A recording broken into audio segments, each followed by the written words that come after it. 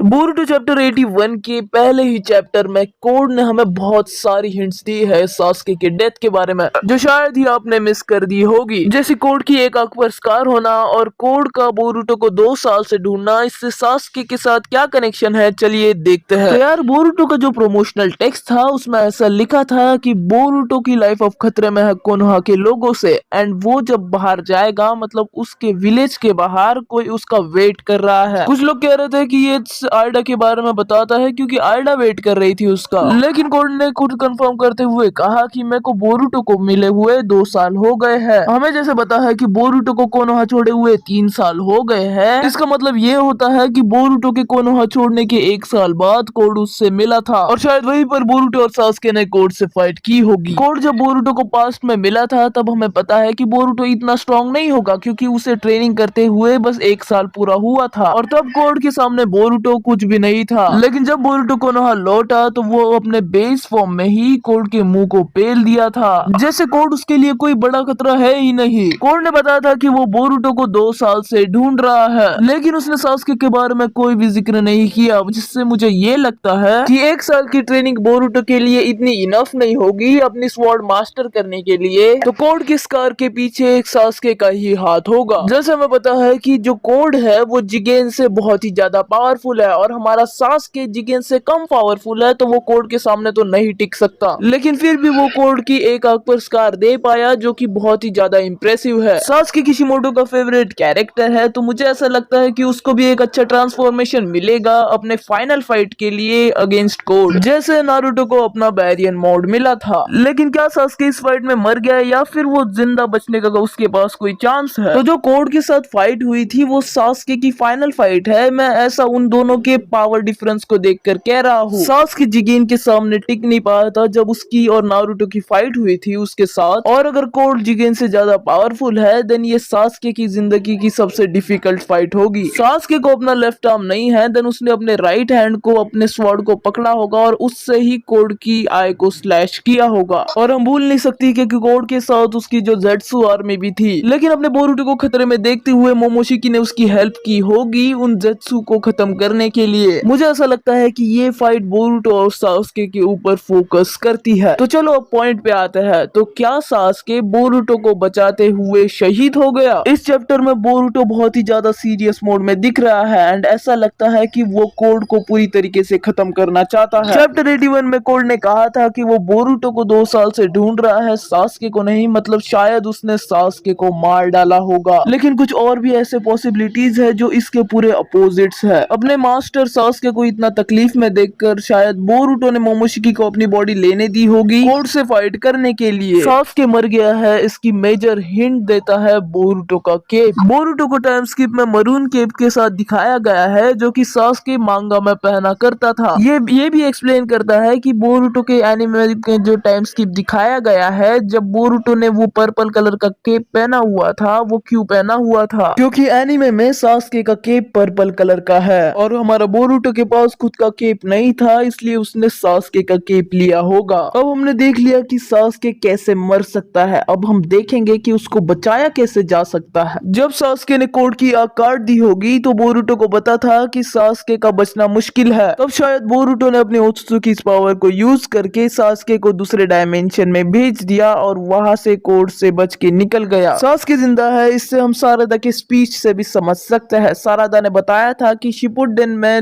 Naruto ने Sasuke को वापस लाया था और अब नारुतो सील है किसी दूसरे डायमेंशन में, तो सास्के का ये फर्ज बनता है कि वो उसकी मदद करे और उसे वहां से लेकर आए, एंड ये करने के लिए सास्के मरना अफोर्ड नहीं करेगा। मैंने तो आपको बता दिया कि कैसे सास्के मर भी सकता है और नहीं भी मर सकता है। वैसे आपको क्या लगता है ये आप मेरे को कमेंट में जरूर बताना। और गाइस क्या आपने ये नोटिस किया कि जब सारादा डेंजर में थी तो ना जाने कहां से बोरुटो आ गया और कोड के मुंह पे पैर दे दिया। ऐसा हो सकता है कि उसके पास कोई टेलीपोर्टेशन जुत्सु है या फिर वो कोनोहा के आजू बाजू घूम रहा था, और ऐसा भी हो सकता है कि उसने अपना जोगन मास्टर कर लिया हो जिसकी वजह से उसके पास क्लेयरवॉयंस एबिलिटी आ गई। इसकी वजह से ही वो नोवेयर वहां पर आ गया। फिलहाल बोरुटो का नेक्स्ट चैप्टर शायद रिलीज हो सकता है 27 अगस्त को, ऐसे रूमर्स है, लेकिन ऐसा किसी ने ऑफिशियली कंफर्म नहीं किया है। तो आज का वीडियो तो यहीं पर खत्म होता है। हम मिलते हैं नेक्स्ट वीडियो में, तब तक के लिए good bye, take care and sayonara and bye bye.